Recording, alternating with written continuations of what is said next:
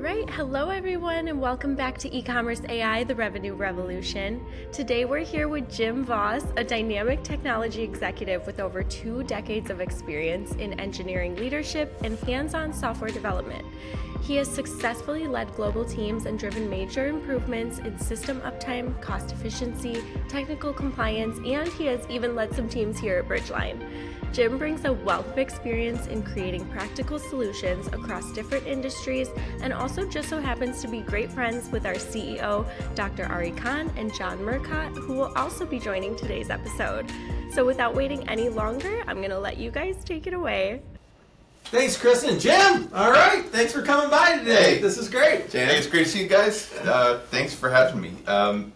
John, I don't know if you're aware of the genesis of our inviting me to be on the podcast, but we were catching up a few weeks ago and talking about an article I had written on LinkedIn regarding the short-term future of people in software development with the advent of AI. Okay. And I'd done some thought experiments and a lot of reading on AI, and one of the paths I went down was, trying to understand how AI is currently writing software and writing code. And, as we know, LLMs, large language models, are basically just using statistics and probability to guess at an answer to a prompt. Yeah. But the ones that are writing code are trained on code written by people. Yeah. So they're high-level languages, they're frameworks, they're cloud services, all these tools, because people, to write large-scale software, people just can't hold all that information and all those connections and everything together in their heads. So we invented these abstractions to assist with that. But, Java or any other compiled language, even interpreted languages, will be boiled down to bytecode and eventually machine code, which is more efficient for the machine to actually run. And I thought it would be interesting to think about having LLMs trained on lower level code and sort of speculating in the future that AI may be writing code that we can't understand because it's trained on bytecode and it's not using high-level language, it's not using frameworks, it's not using all these abstractions that we create for people because it doesn't need to.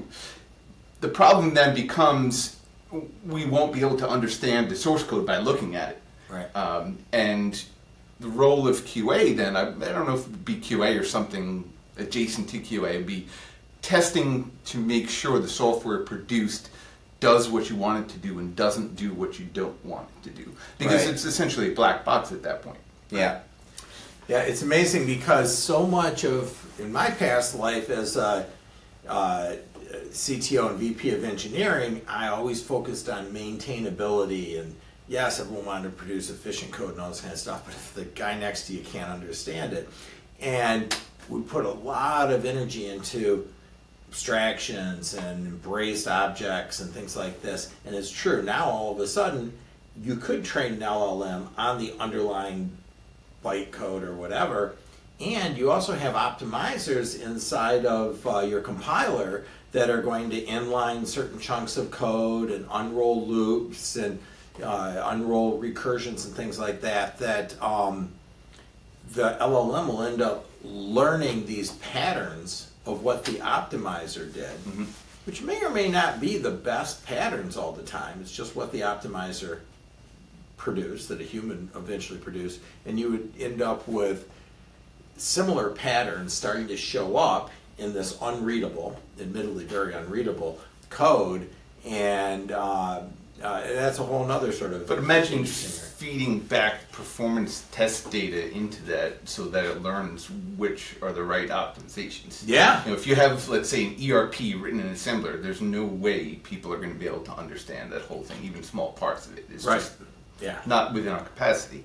But, a lot of my reading about sort of the new projects with AI while I was, following down this train of thought, I also uncovered a lot of new, AI software packages, which are largely just wrappers around LLMs, which are, solutions in search of problems. I didn't see a lot of practicality. And, those things are important for innovation. And, to me, that can be useful, but what I'm interested in now short term is actual real world beneficial applications of AI. And Ari and I were talking about what you guys are doing with Hawk Search, and I was interested to see what the latest is, because I haven't talked to you in a few months about it. So I'd be interested to see what you guys are working on with AI. Yeah. Totally. It's moving fast, and you're going to see in just the last few months a lot of new capabilities. But just to put you on use cases before we get started and break out the software itself, absolutely the case that even before all this stuff with AI happened, you have to be market driven and have real demand. You start building in a vacuum, you might get lucky and come up with a unicorn, but chances are you're going to miss the market. So listening to your customers, listening to the sales that you lose in addition to the ones that you win is absolutely critical. And a lot of our customers are driving the features that we've been adding into Hawk Search. We did a contest internally where every single person in the company, receptionist to the VP of products, all had to create a use case and do a demo with Hawk Search so that we could see it from all those different angles, and that fed into a lot of what John's been building. Yeah, I'll add just a quick historical perspective here, and then we'll jump in. So this is what it reminds me of when you were talking before, Jim. So I think, Kristen, you covered this, but if not, we were all early people at FatWire. So that was an original web content management tool. So how do non-technical people create content that's going to be on the web? A process that used to be very technical. You need a developer, a webmaster, etc. But in the beginning, and I'm sure you remember this, Jim, if you wanted to create the content for your page, like an article, that was always kind of the classic starting point, but you wanted bullets or bold or whatever, you had to know HTML. Right. And you could kind of put that into the little text area, and then later a WYSIWYG. Right. What you see is what you get. Never worked really well. But that was always the problem. So it's like, woohoo, I don't need to know HTML anymore. And then guess what?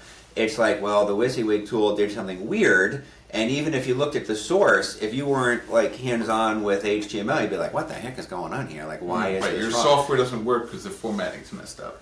You would get, Right, exactly. So the point is, people got a little bit away from understanding, like, how does that HTML work? Because of this wonderful WYSIWYG tool. Now, your point is the WYSIWYG tool has been replaced with these various code support platforms, and and there's a problem, and I don't know how to get to the bottom of it. There's another aspect too, and maybe before I jump into this, I'd be curious, Jim, what your thoughts are here. And it was so funny because this was a specific use case for me. When you get into Gen AI and prompts and that kind of aspect, it was funny because we were working on a kind of an aspect of this where, we were using the LLM to answer some questions like, look at all of this data in an input feed, and then make a suggestion or write a summary or whatever it was. And there was one more piece of information that I wanted to include in the prompt, and I even, believe it or not, asked the engineer to say, like, how do I pass in one more variable? I have another variable I want to pass in. And the person was like, what are you talking about? Just add another sentence to the prompt. Mm-hmm. So, the issue here is when you start to get into Gen AI, you want to hand it off to these non-technical people. Sometimes they call them a prompt engineer. Maybe that's a little bit technical. But where do you see some of the challenges? You're talking about the challenge like, I can't look at the source code because I don't know what it is anymore. But what about even just higher abstraction, which is you don't really understand logic. Like, you're not really, like, you were talking more about a developer using it, but what if you're a non-technical person? We say, but I'm a developer now because I use this code, support AI tool. Well, if you get into reading about AI and machine learning more specifically, you understand that LLMs aren't reasoning. They're not smart. They're just using math to guess at what the right answer is. It's curve fitting. But it's really powerful. Curve fitting. I mean, Elon Musk just put together a supercomputer with 100,000 NVIDIA GPUs. I'm interested to see what that's going to do. Be a lot of curves going on there. But in terms of what you're talking about, I think the challenge is going to be your LLM is trained on data from everyone, and to really get an edge and really get the answers you're looking for, there should be some understanding of you as an individual. And so Ari and I were just chatting before we started this podcast about the concept of sort of a personal agent that sort of follows you around the internet. Of course, there's privacy concerns with that, but that aside for the moment, it learns what you're searching for, what you think are good answers. It learns about you as a person. And you were showing me a little bit of Hawk Search, and you said, what should I buy for a 6-year-old? Yeah. So you can use that as part of a prompt, but you can also take that prompt to learn that that person is a parent and has a 6-year-old. Yeah. And you start building more context for that as an individual. And if you can feed that into your Gen AI, you're going to get even better results. I think, it's not an original thought, I've read about this a lot, that part of the future for these AI agents is people interacting with the internet by proxy on both ends, on the consumer end and the producer end. And you can create sort of unforeseen problems doing that. So, for example, I've personally seen this recently. After my last role, I took a few months off, but I've recently started a job search again.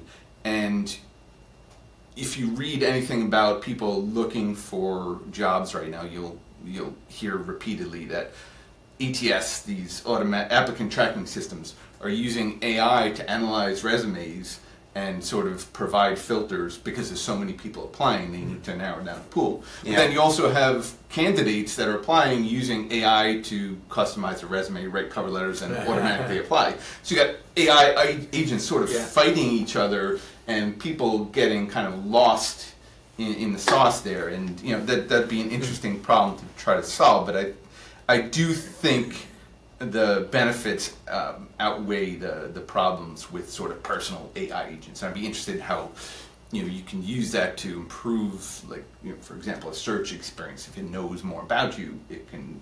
If you bought a bunch of clothes that were all black, you like black clothes. Totally. It could boost those for just for you because that's in your history. And that's typically what we understand with segmentation and personalization, like, oh, you like black clothes versus other ones or what have you. But what if it's more like, I recognize that you're more of a technical person, so the response I give in the Gen AI is going to be of a more technical nature versus, you're an inexperienced person or what have you. So we'll see this here when we start getting into what we call smart response. That's where you take the results that came back from whatever your search is, the 6-year-old or what have you, and then say, okay, but formulate an answer as if you're a person. Like, this is the artificial intelligence part. So I think what I'd like to do too as I go through this, Jim, is also to highlight what aspects are the developers doing and what aspects are the non-technical people doing. So let's just take a look at that. So here, this is just our demo site. It's our outdoor demo, so it has a number of products for hiking, camping, and things like that. This is a very typical implementation for Hawk Search because we work very closely with e-commerce tools, product catalogs, etc. And I want to be able to let the merchandisers, the people who care about what are we selling, how are we organizing our information, they have a back-end interface where they can do things like, what kind of facets do I want to select here, and what's the order? I want to have category first and then brand. Oh, maybe I'll switch it around. I want brand to be before category. Those are all things that a non-technical person could do. And when we grew up, originally in the platform, things were quite straightforward. So if I do something as straightforward as just start doing a keyword search, we know it comes back with what's called autocomplete. It finds some popular searches, what have you. It's funny, we've trained people to adapt themselves to how computers work, and I think we're seeing that 100% now. Yeah. Oh, totally. Yeah. That is absolutely the case. And then what you're seeing here is a couple of things. First of all, you're seeing a little campaign here. Once again, that's driven by a merchandiser. So the developer didn't say like, if someone's searching for hiking shoes, I want to show this. These are also what are called pinned.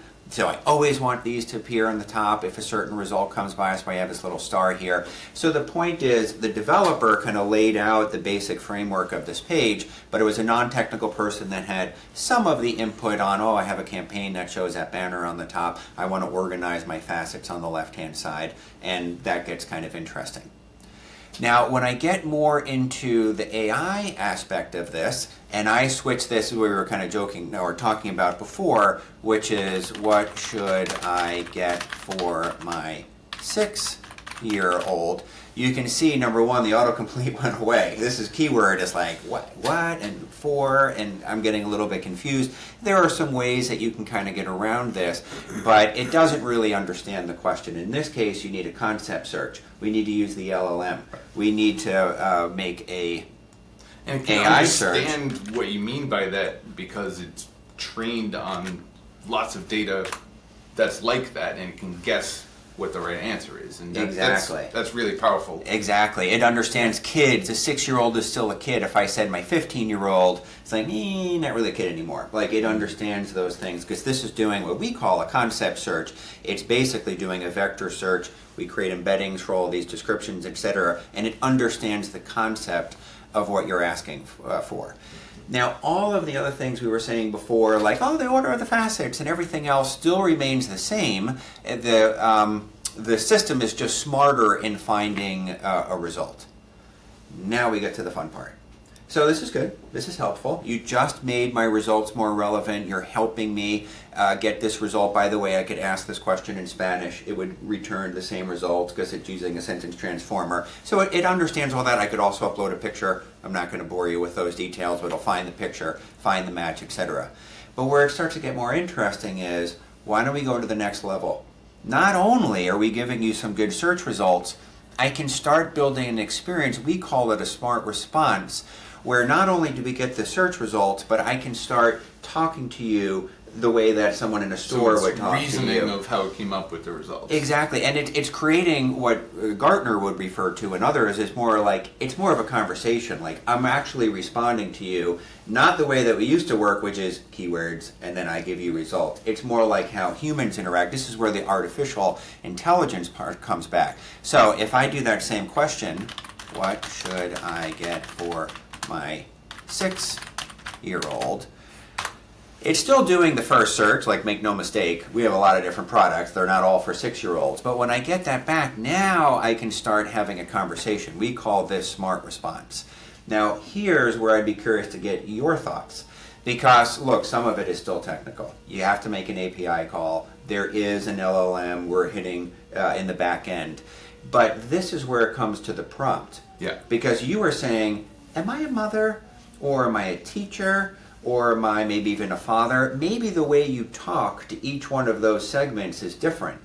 And the prompt, that's English. Like, you don't, it's not if else. It's just like, pretend you are an authoritative person, or the person that you're responding to is over 60 and is less familiar with technology, or the person who is doing this request has been hiking for 10 years. Sure. You know, so how could you hand off like that part, the prompt, if you will, to the non-technical person, so that now this is not just like, developers know how to do all this magic to basically populate this middle section here, and expose that to a non-technical person so that they can, the same way that they were saying, like, I want to add a merchandising rule, but I want to change these prompts. Where do these two worlds come together? I'll give you a couple thoughts on the fly here. The first one is a little bit of a meta thought of recording prompts and results that are similar to your prompts and results. So when you get this response recommended product for your 6-year-old with the explanation, you could give them suggestions where to go from there. Yeah. Say, do you want to see, based on guessing what the next prompt might be, using an LLM to guess the prompt. Right, and it can become very conversational where it's like, okay, what can I get for my 6-year-old? Here are some suggestions. Is your 6-year-old a boy or a girl? Right? Yeah. And now you're engaging, just like a real salesperson. Sure. The real salesperson is going to ask you And if it's a boy or a girl, right? Yeah. And they're going to anticipate what you need. Yeah. And so if you're having Gen AI guess the next prompt or a few different versions of it, and you're recording that, it's learning and it's getting better at making suggestions. Then too. Yeah, the LM needs to maintain that context and begin a dialogue and then refine or expand the prompt to include the context. And then you can do, I think, one even better with that is you talked about merchandisers. So imagine empowering your merchandisers to define their 3 or 5 or 10 personas they're targeting. Exactly. And actually train a different model for each persona, or something along those lines. I don't have the thought fully formed. But if you start training them more specifically for your target demographics, you may start even seeing better results there too. Yeah. Yep. So the way that we've been looking at, I'll show you in a second, is it's kind of that same, a little bit of tension that we had even back in the FatWire days to an extent. So if the one advantage with the webmaster was they totally knew how to lay out every page. If you want, that indented or bold or the bullets, I want the bullet to be a certain color, like they totally know how to do it and it's never going to be a problem. If you expose it to the end user and say, no, you guys do it, then maybe they screwed up. They hit publish, and now the web page has the wrong color, or it wasn't laid out right, what have you. So we're trying to get to the same part here because the prompt information that we were just saying before is inside the code here. So the prompt is built into the underlying code. So if someone said, for example, hey, I want to change that prompt, you would have to go to GitHub or whatever your code deployment is to change the prompt information. So now you're seeing our roadmap and where we're trying to go with this. We are exposing inside of a tool called E360. This is a Bridgeline product where it kind of bubbles up a lot of high-level information across the Bridgeline products, HawkSearch, WooRank, others. And what we're doing is creating this feature called the GenAI Bridge. And what the GenAI Bridge says, do you want to create what we're calling an agent? And in that case, I, as a non-technical, let's say a prompt engineer, can put in, this is the prompt. You were saying I'm going to have 10 examples. One is, it's a single mother that's never gone hiking before. Number 2, it's a team captain who hikes for 10 years and knows everything about hiking. That goes into the prompt. The data that came back from the initial search is always the same. It's going to be those products for a 6-year-old. But I want to make sure for the mother, maybe I describe it a certain way. For the team captain, I describe it another way, although he probably wouldn't be searching for a 6-year-old. But the point is, each one of those personas is really captured as a prompt, and then we're wrapping it around an agent because there could be other details, and some of these do get a little bit specific here, like which model do you want to use and number of tokens. So some of this gets a little bit in the weeds, which is why we're trying to figure out where do we not let people do stuff like the developer could always say, hey, you're the one who picked that model, or you are the one who wrote that prompt or what have you. But we want to find a balance where the developers can control a lot of the details, but it's the merchandisers who can say, whoa, that's the wrong prompt. In that scenario, I want to have a different prompt. I want to be able to communicate that smart response a different way. Mm-hmm. It's interesting you have a direct control over temperature in the model here, and Ari and I were chatting about this before, that it might be beneficial to, I don't know, be a preprocessor, but part of the system to understand if your search query is deterministic or if it's vague. So if you're searching for hiking boots, your first example, that's very deterministic. Totally. And it's going to match your keywords, and keyword search may be better at that point. But if you say, I want to go hiking, what do I need to bring? Yeah, exactly. That's vague. Right. Yeah. And your AI is going to give you a better response than your keyword search in that case. But it'd be interesting to play around with the concept of temperature, but in more fine grained for your personas, where you're kind of increasing or decreasing the weights of certain parameters based on your merchandising aims, and not just overall temperature up or down. Yeah. And, we've been using essentially a philosophy of being inclusive with our with the merchandising team as opposed to replacing them. So we're creating agents that will expand and work with the merchandising team so that the merchandising team can still have their own objectives of promoting certain products above other ones, changing the placement of certain banners, pinning products, boosting and bearing and so forth. And they can make those decisions in their own context, maybe just from a water cooler conversation, and then tune the different AI agents inside of HawkSearch to merchandise based on their own goals. And this is different than what everybody else in product discovery and site search is doing, where every single other person, once you enable AI, merchandising goes away. And they are following this philosophy where they think that their AI agents will understand the context better than the merchandiser And himself. I think that's a mistake. Yeah. I do too. It's a big mistake There's because there's not There's enough not context. It only has Yeah. the context that you provide. That's right. And you know, to bring it away from search for 1 second, I had a parallel train of thought regarding my own career as an engineering manager. Is that sort of becoming less and less important? I actually think it's becoming more important as we're using AI more and more to write code, to write tests, to write full software packages. As we were just saying, that only has the context you give it. It doesn't necessarily yet think about things like costs and regulatory compliance. Right. And things like you have to tell it to do those things. Yes. And engineers, really good engineers might do that, but typically that's the role of an engineering manager or director or whatnot. Yes. And especially more nimble companies, even large nimble companies like Facebook or small nimble companies like all the technology companies, you have to make certain bets. And the stakeholders in that company are going to make those bets on their imperfect information. And if you can't direct your AI code generation to take that context, which it's just a bet. You're not going to reason through that. It's just that someone's got to try this. That's capitalism, and one person's going to win, and somebody else is going to go work for the guy that won.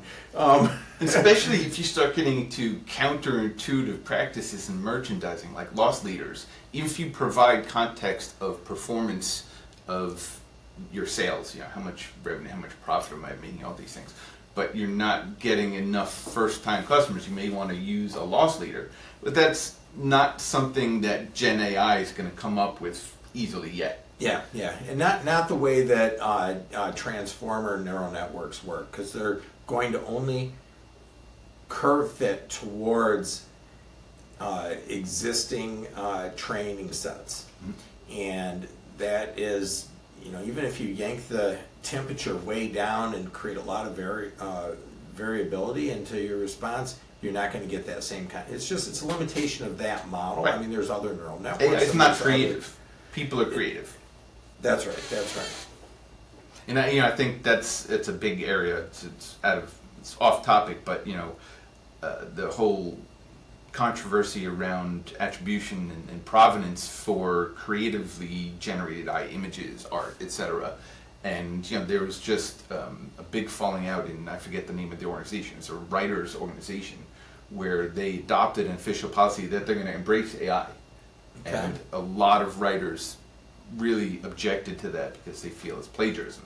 Same thing with artists, So I think provenance in AI is going to be important when you're doing something, nominally creative with it. Yeah, it's very tricky, right? I mean, every note has been played. Yes. So does that mean that there's no new music? And musicians borrow and steal from each other all the time, and they have for the history of music. But I thought of an analogy about music regarding provenance and attribution earlier. Is you get to the point where artists are sampling pieces of other people's music, and that's really sort of the dividing line between creatively being influenced by somebody and actually just using their work. Right. And I think we need to figure that out with Gen AI. Yeah. Well, the DJs have been doing it for a while, spinning records and mixing things, right? I mean, it's like they didn't write a single note, the whole thing, but they put it together, right? It was creative, regardless. Yeah. So creative comes from different angles. It's different thing. Let's see some more about some more stuff inside of the product here that I want to see more. So the next part then is, this is great, and we see a way to respond. So this real estate here could be fit with different types of responses. So the other one would be more conversational. I don't want to just give you this answer because this is not the same as a search result because it really broke it down for me and made a specific recommendation and maybe had that prompt information we were talking about. But what if I want to like ask a question back, right? So this didn't really ask me a question once I said, what should I get for my 6-year-old? So in that scenario, you really need something that's a conversational search. Yeah, see that? You're hitting it there. John's on it. He did it. There we go. Yeah. So this is pointing to the same outdoor demo. This is the one that we typically use. And this user experience I know is separate. It's obviously not inside of there because we build these out in components in what we call Rapid UI. So guess what our developers are working on and why you may be hearing some pings on my Slack as we're on this call is that we're in really close to pushing out all of these components within. But the process is the same. So if I ask that same question, what should I get for my 6-year-old? This is the same thing that I filled out in that search bar above. It's doing the same process. So it's going to think about it for a second and it come back, but the prompt is different. The prompt before was just, hey, pick one of these results and kind of describe it a little bit, and we were saying before, and this is a mother, or whatever it may be. That was the prompt. In this prompt, it's different. It's saying, number one, I need to maintain the thread of these questions because when I come back, it needs to remember, oh yeah, we're talking about a 6-year-old. Sure. Right? Because it's saying right here, what kind of items are you interested in? Clothing, outdoor gear, what have you. If I just respond with outdoor gear, and it doesn't remember we're talking about a 6-year-old, it might just start giving me adult stuff or whatever. So it's maintaining the thread. So conceptually, it's the same.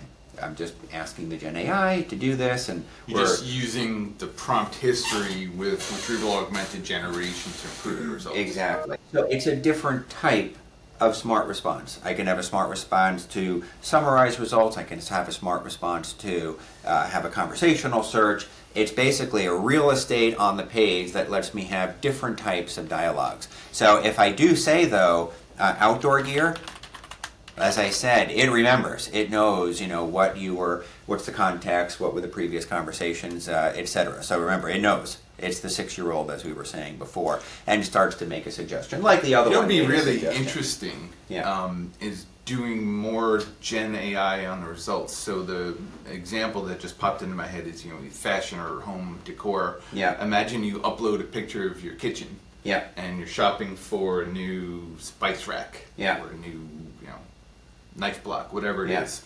And you can click on something and it can show it to you in your kitchen. Or Yeah. fashion. Augmented You're reality. searching for a hat and you upload Yeah. a picture of yourself. And even has I a love history of what you bought, and it can dress Yeah. you I love in it. those outfits. Yeah. I bet you that would improve conversion. Yeah. Oh, totally. Which is our main goal in all these. Mm-hmm. And then you can just have a variation on the same theme. So this is now we're just starting to have fun here. So now it's the same thing as we were looking at before, except now I'm asking a question. So, what should I get for my 6-year-old? It understood my voice request. It did Gen AI to convert it to text. Then it submitted the text. It got the results in the back end, and now it's actually saying the response here. So now you can have just more and more of these front experiences. These are partners can build these out, and the services team can build these out. We can have multiple ones, but in the end, it's still going to be the combination of the prompts in the back, as we were seeing inside of E360, getting much more creative, and these are just additional experiences that all fit within this user experience underneath the search bar. Yeah, I think that conversational component becomes especially important in sort of a hands-free Alexa-style shopping experience where you're just speaking. Yeah. These are all just various options that you can turn on or turn off. Mm-hmm. And hide. In some cases you don't want to see those details, like, I just really want to go back. When we've been thinking about this, and I don't know, Jim, if you have a feeling about it, that, well, do we even need the results here? Like, why haven't shown the results? We're having this little dialogue here. My guess is you always want the search results. Right, because if you can skip ahead in the process if the person sees what they're looking for. You don't have to have them complete the conversation. So I think showing the results is a good idea. Yeah. It's interesting that you have this in the dashboard along with WooRank. One of the other topics we were talking about is the future of SEO, and if people are indeed interacting via agents, by proxy, are you going to be optimizing your website for search engines, or are you going to be optimizing for LLMs? Just to show you, you're a little. I think, are you a little familiar with WooRank? I can't remember. Sure. WooRank. Okay. Yeah. So this is the latest thing we've been doing here, and this is where it gets a little bit interesting too. So, and this also is built a little bit on the model of True Presence, if you remember that. So now what we're doing is we're feeding a bunch of URLs to WooRank and say, give me the page breakdown here. What's their score? What's their WooRank score? What technologies are they using? So what we're showing here is, okay, here's a list inside of whatever that it may be. You're an agency and I have 500 sites I manage. You're a consultant and you want to know in this industry, what technologies do people use? But what we're adding to this is smart response, because most of the time it's just going to be stuff like, and these are some internal people here, let me see all the ones that Matt's working on. So that's just some metadata that's inside the system. But imagine if we could include smart response here too. And it'll be the first example where the smart response is coming off WooRank data. Because all of the technologies, whether they use analytics or not, whether they have a robots file, the SSL secured, all the stuff that WooRank comes back with, we can have a nice smart response that says, oh, okay, for that state, or for this type of business, or whatever it is, tell me something. Read through the responses. Rather than me have to go through each one of these and see what the details are, I can actually have the smart response just give me a nice breakdown of what I may be looking for. And it could be a conversation. Say, what do you want to know? What can I tell you? And it's not just, this is a nice index and I really like the way you can search for this stuff, but would be even better is I could have a conversation with this index. And it's WooRank data. It's not HawkSearch data. One of the really interesting things I saw, and I'll explain why this is relevant recently, is there was a piece of Gen AI software where someone was playing the video game Doom. Do you remember that? Yeah. And there was no software, there was no engine. It was just drawing the next frame in real time. And it looked like they were playing Doom. The LLM was? Yeah. Interesting. So it was curve fitting a typical Doom Right. It was session. fed a bunch of Doom sessions, And it just guessed with the next frame. It wasn't perfect, but it kind of blew my mind. What do you think about the future of websites? Are there going to be engineers writing websites, or are you just going to be talking to an LLM that just generates a page? Wow, that's based a on what you really want? interesting idea, right? Yeah, there is no website. There's just. And then how do you provide merchandising tools for a website that doesn't exist? That's just an LLM that's just generating the response on the fly. Agents. You're basically creating agents all the time. Yeah, so it's and you have agents different talking agents. to agents talking to agents. Yeah. Yeah, I think that Have your can happen agent call my faster than agent. we expect. Yeah.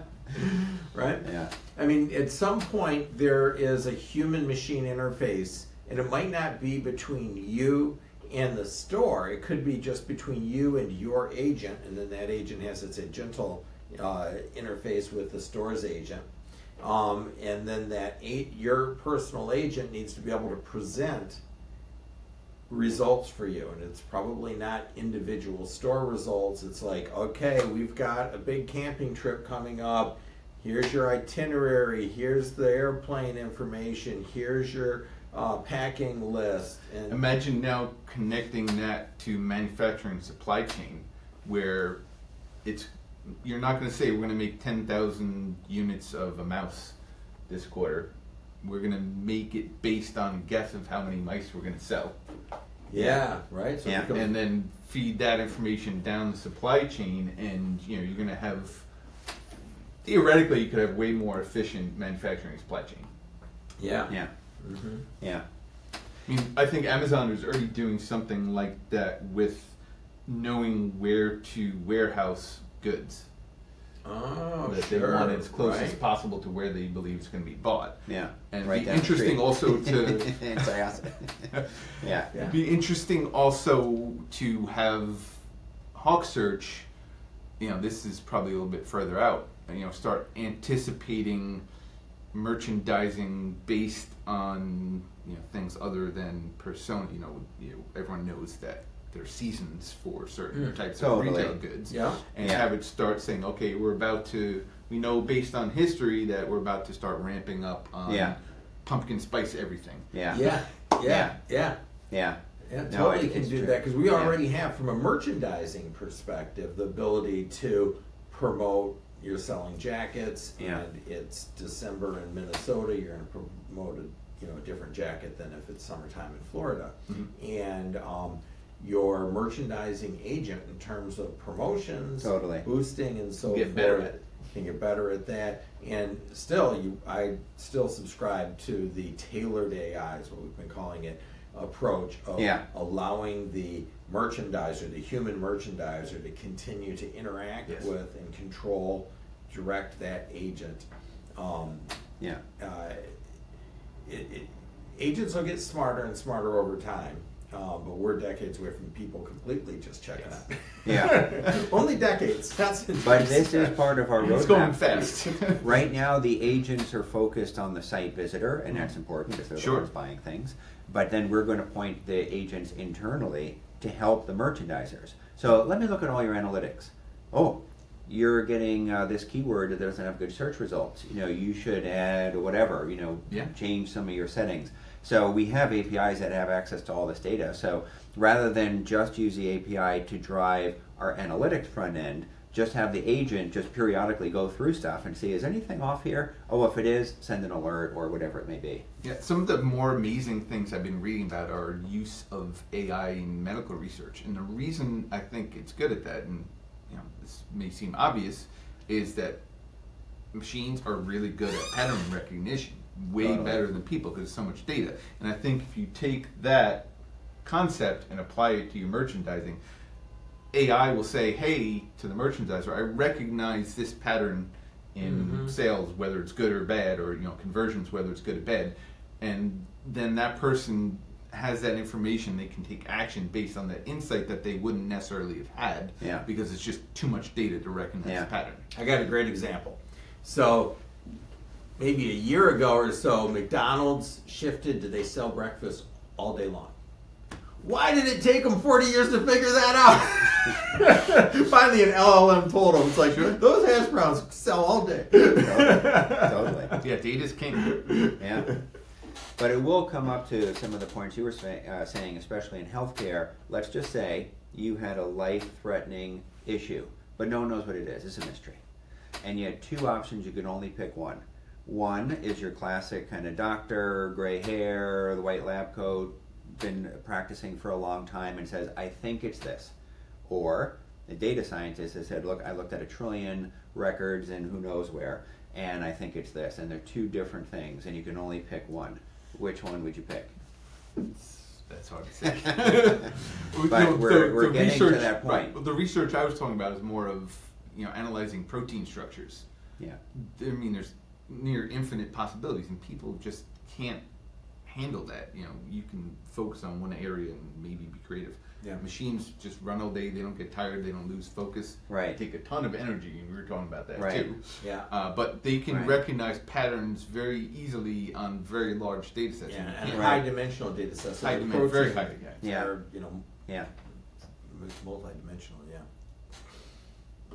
So it's really interesting what you guys are doing here with Hawk Search and with Hawk Rank, and I'd be Yeah. curious to come back in a little while and see how far you've gotten. Totally. Yeah, Yeah, and thanks to for your your insights. point, customer driven. So we've got big customers out there like HP, and we've got smaller customers as well that are pushing us, giving us real world use cases. They've got serious demands in terms of growing their online revenue, and that's what's driving all this. Yeah. All right, cool. Great. Hey, well, Great. thanks for having me. It's great to see you both. Thank you, totally. Jim. Thanks, Jim. Okay. And looking forward to see where you go.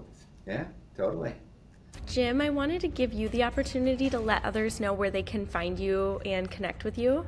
Sure. The easiest way to find me is on LinkedIn. It's linkedin.com/in/Jim Voss, JimVoss.